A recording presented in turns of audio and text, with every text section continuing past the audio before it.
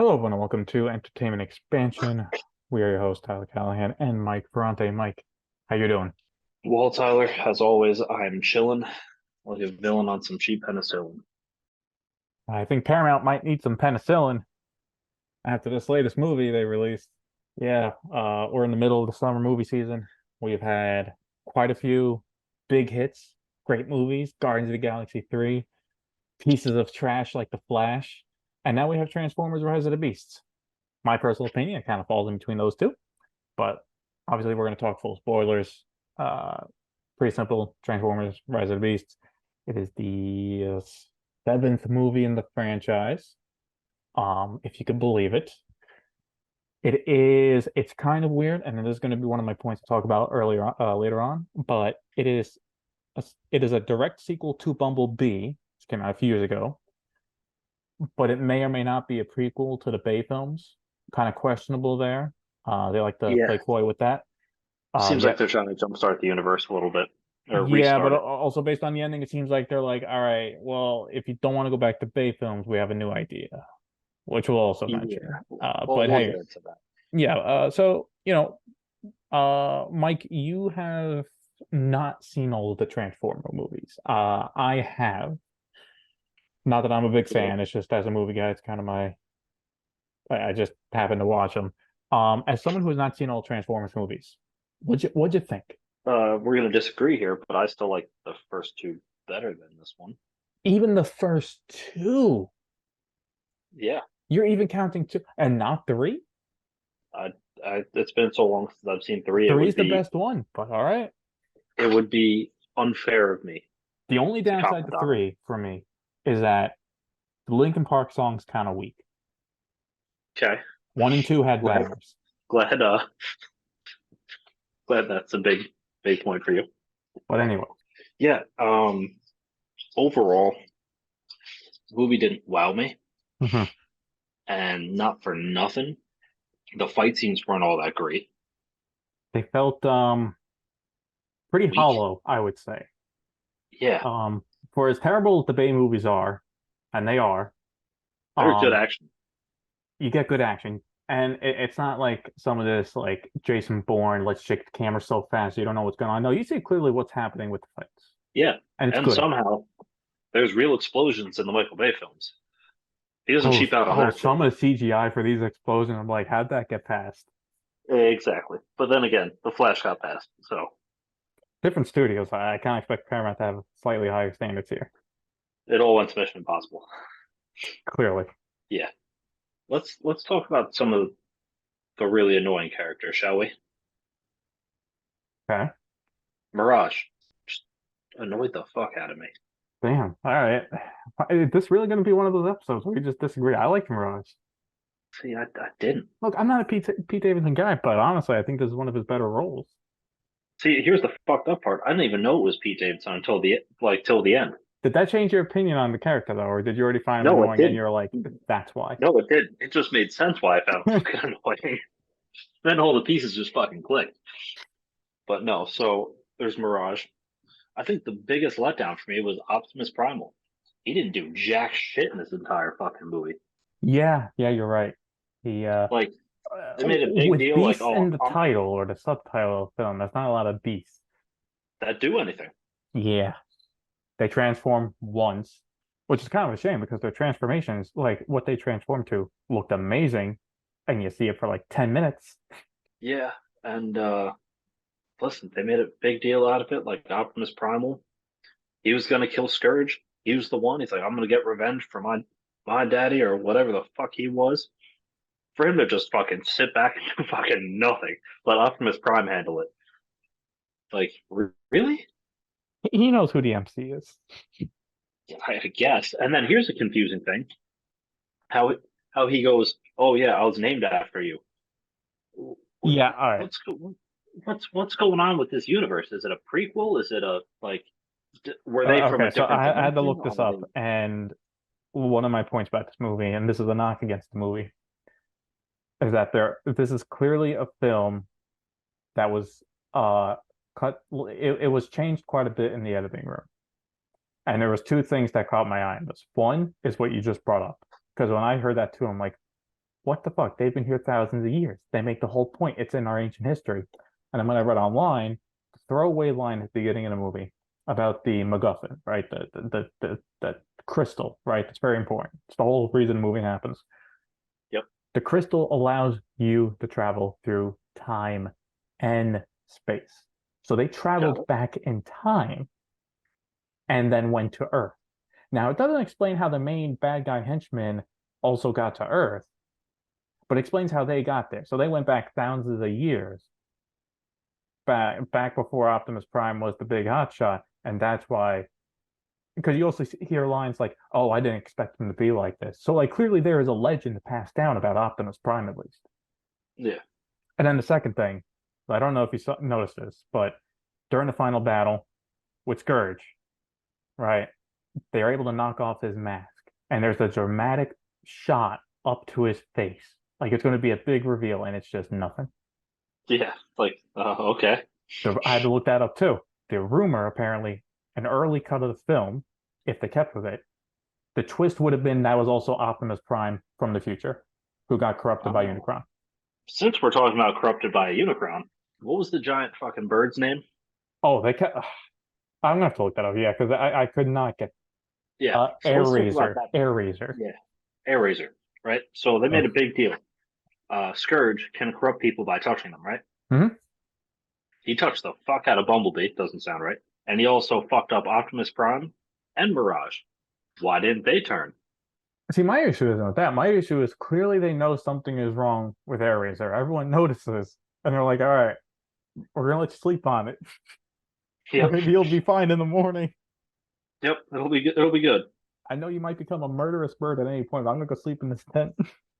Like that's weird. Like because it was corroding her feathers fast, Yeah. and it's like that. But come on, I can hold it off. Like that was kind of yeah, that was stupid. I mean, you could write Bumblebee doesn't count because he technically did die until he came back. Yeah. Optimus, I got nothing for it.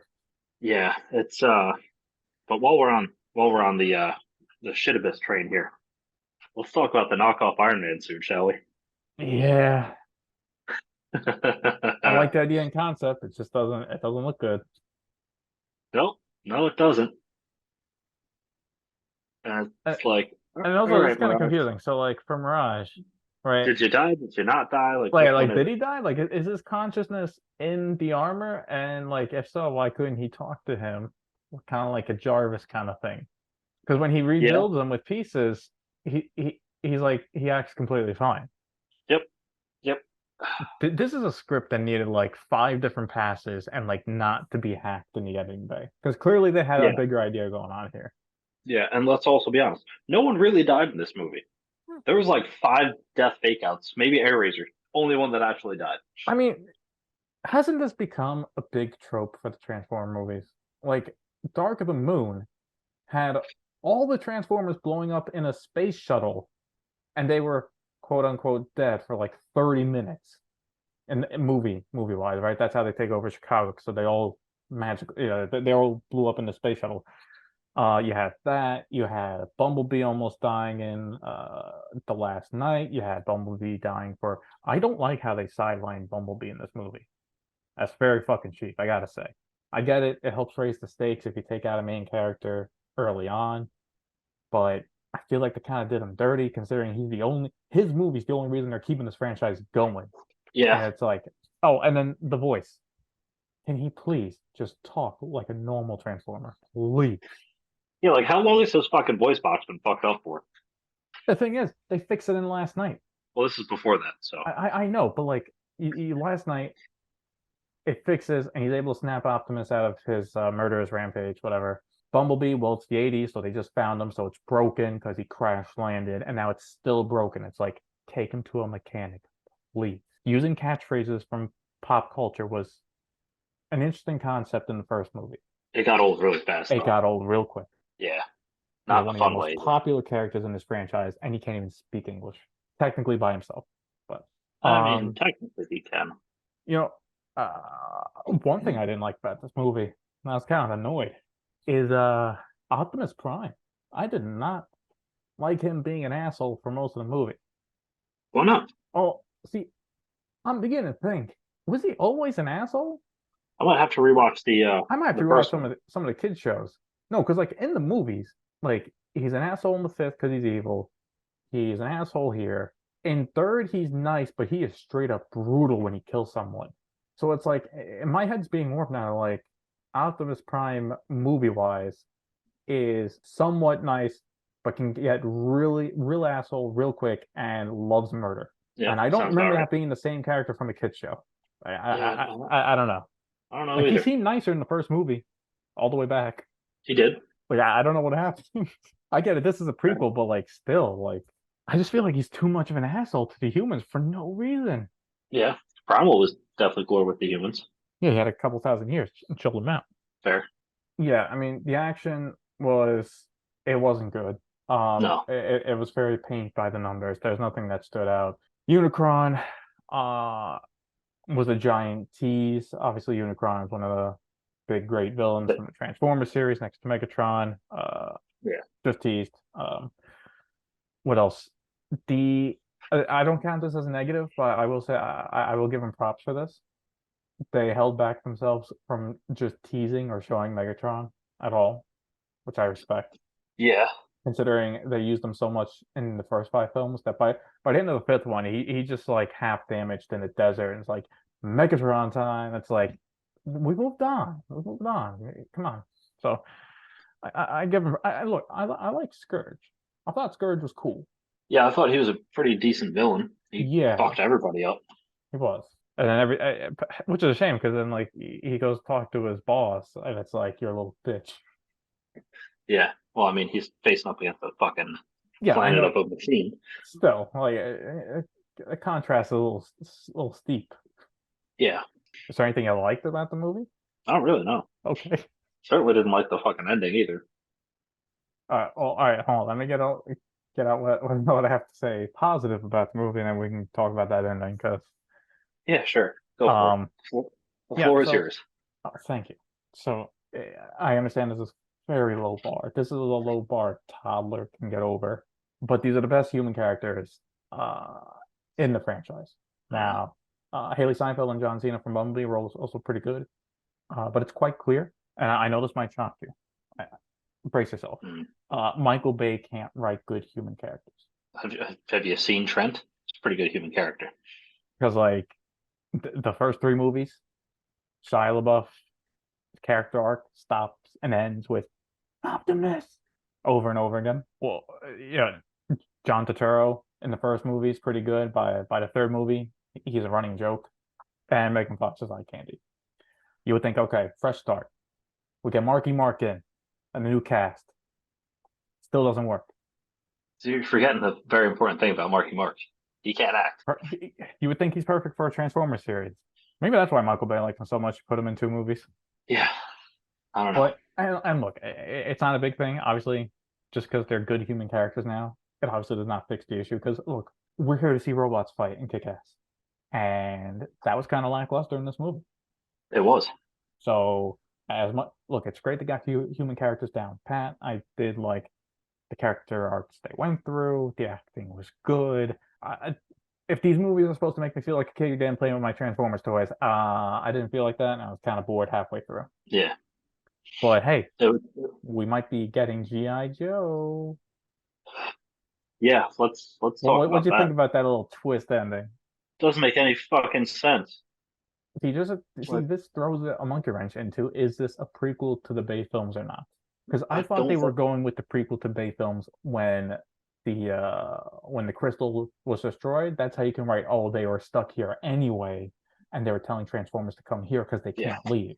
But then it's like, well, GI Joe might be around. It's like, so you're gonna have Megatron team up with Cobra Commander? Yeah. That's that's kind of my point here. It doesn't make any fucking sense. Like, it would have made more sense Mm-hmm. if fucking Vin Diesel popped out and it was a Fast and Furious fucking All right, collab. I understand it doesn't make sense logically inside a movie, but if I'm a studio head, it makes sense. They're both owned by Hasbro, so easy rights. The GI Joe movies have not done well at the box office whenever they've tried. No. I think the one with The Rock is the one that did half decent. I don't know if you remember this. Do you know 2 years ago they released a Snake Eyes origin movie? Yes. Yeah, no, I don't. Oh, yeah, neither did anyone else. It bombed at the box office. And got terrible reviews. So I understand from their point of view, it's like, look, Tom Cruise, if I'm Paramount, Tom Cruise can't keep making Mission Impossible movies forever. And You sure? You sure he, about that? look, he's going to keep doing it until he's 80, but that's going to be what, once every 5, 6 years? Yeah, But again, he's literally carrying that studio for the most part on his back. So I understand Paramount's like, look, we need an action franchise that can get people interested. Transformers yeah, barely chugging along. G.I. Joe doesn't work. So what if we just put two together and get all the 80s kids? I get it. Do I think it's going to work? Absolutely not. I get the logic of it. It makes sense from a studio perspective. And look, maybe the first movie will do great. Might not be a good movie. It'll make money because oh, you see G.I. Joe talking to Bumblebee and Optimus Prime, and okay, cool. It's like yeah. that's not a move that if they're trying to build a unit like an MCU version for Hasbro toys, it's like oh god, That was not looking good, pal. no, no. But hey, who knows? This movie, turns out like this one kind of underperformed as well. So they're not even there might not even be a sequel to this one. God, I fucking hope not. Like this underperformed. It's not a bomb, but it's not even cracking 500 million at the box office. It's barely doing better than what Bumblebee did. So they might just say, "Fuck it, we're just gonna scrap it." And I Yeah, don't know, wait. So because Bumblebee basically told him, "Hey, we're still interested. You just got to make a good Transformers movie, and people will show up." They came up with this, and not enough people are showing up past that. So I don't know. We'll see what they do.